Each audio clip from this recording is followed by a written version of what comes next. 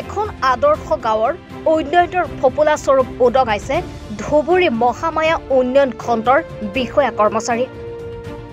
দুৰ্নীতিৰ বিৰুদ্ধে গাঁওবাসীৰ তীব্ৰ প্ৰতিবাদ। কবৰস্থান, কালভাৰ্ট, আনকি কমিউনিটি হল, লেট্ৰিন নিৰ্মাণক লৈ দুৰ্নীতিৰ সীমা চেৰাই যোৱাৰ উপক্ৰম হৈছে।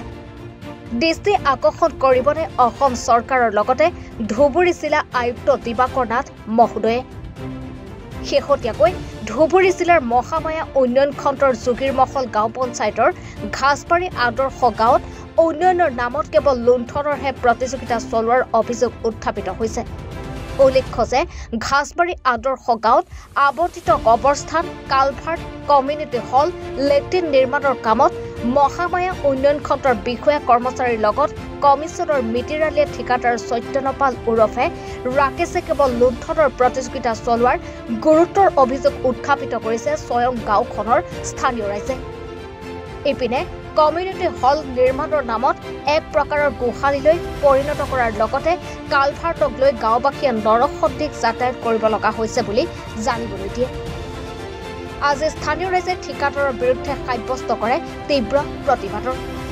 স্কিমৰ যেটো কাম সেই কামখিনি বহুত নিম্নমানৰ কাম কৰিছে, কামখিনি সঠিকভাৱে কৰা নাই আৰু আমি বহুত অভিযোগ কৰিছোঁ।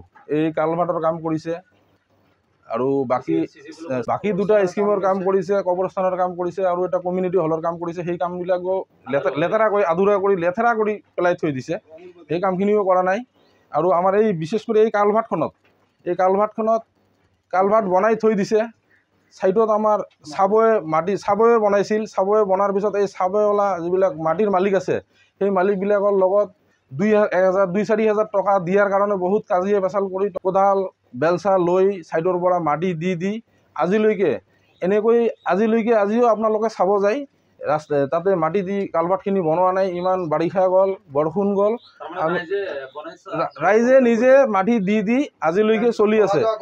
গতিকে আমি এই ঠিকাদাৰজনক কোৱাত বা আমি বহুত জনাইছোঁ, অভিযোগ দিছোঁ, দিয়াত কোনো তাৰমানে গুৰুত্ব নিদিয়ে। এইবিলাক কামত গুৰুত্ব নিদিয়াকৈ দম্ভালি মাৰি আৰু যেতিয়া আহে কিবা গুণ্ডা বাহিনী টিম লৈ আহে লগত, কোনোবাই যদি কিবা কৈছে কাম কৰিছে বুলি। কালিয়ে আমি সুধিছিলোঁ যে আপুনি মাটি কিয় দিয়া নাই, কৈছে যেন আমি কাম কৰিছোঁ, বানপানী খহাই লৈ গৈছে। আমাৰ ঘাছবাৰী গাঁৱত কোনো বানপানী হোৱাই নাই। এই চাওক ইমান ৰাইজ আছে, সোধক, ইয়াত কোনো বানপানী হোৱা নাই। কোনোবা ৰাইজে কোনো বানপানী হৈছিল নেকি? আমাৰ ঘাছবাৰী কোনো বানপানী হোৱা নাই। Bureau report, any Bharat 24।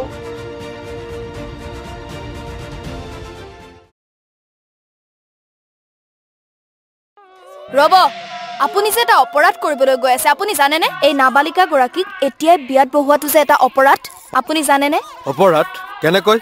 মোৰ ছোৱালী, মোৰ কথা। তুমি যিয়েই নোকোৱা ভূঞা, 18 বছৰৰ তলৰ যিকোনো কন্যা সন্তানৰ বিয়া দিলেই আইনগতভাৱে এক দণ্ডনীয় অপৰাধ। বিয়া দিয়াজন যিমান দায়ী, বিয়া পতাজনো সমানে দায়ী। এতিয়া তাই পঢ়া শুনা কৰাৰ বয়স, খেলা ধূলা কৰাৰ বয়স। তাইক খেলিবলৈ দিয়ক, পঢ়িবলৈ দিয়ক আৰু চাব এদিন আপুনি তাইক লৈ গৌৰৱ অনুভৱ কৰিব পাৰিব। এতিয়াই তাইক সংসাৰৰ বোজা দি তাইৰ ভৱিষ্যত জীৱনটো অন্ধকাৰ কৰাৰ অধিকাৰ তোমাৰ জানো আছে? মোৰ ভুল হৈ গ'ল মাজনী, মোক ক্ষমা কৰিবা। শিক্ষা ল'ৰা ছোৱালী উভয়ৰে প্ৰাপ্য আৰু অধিকাৰ।